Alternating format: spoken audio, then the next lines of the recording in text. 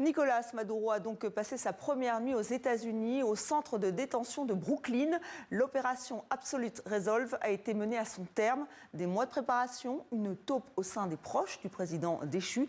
De nombreux détails ont été dévoilés par les autorités américaines. Les précisions d'Hugo Barbieux. Les mains liées, en sandales, escortés solidement par des agents de la police antidrogue. Nicolás Maduro est incarcéré dans une prison de New York. Quelques instants plus tôt, il était débarqué en pleine nuit sur cet aéroport.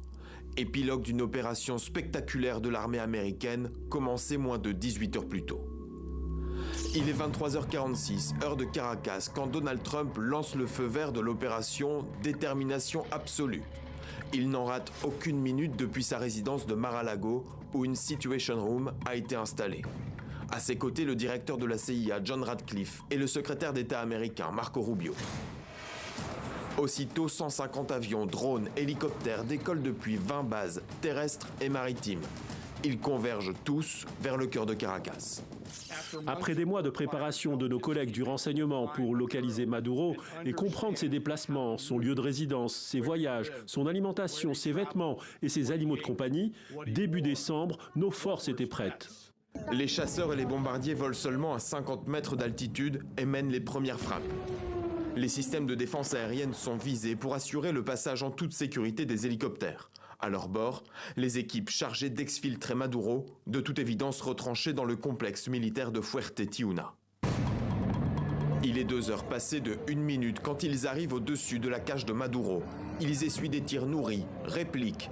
Les troupes au sol parviennent alors à capturer Maduro qui tentait de se réfugier. Il n'oppose aucune résistance.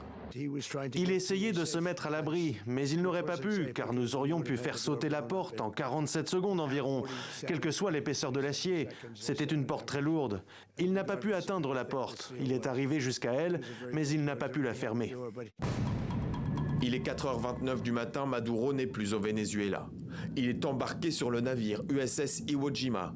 L'opération est terminée. Ces images satellites témoignent de la puissance de l'assaut.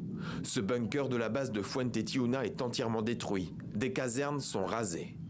À l'aube, il ne reste des systèmes de défense du Venezuela que des carcasses fumantes.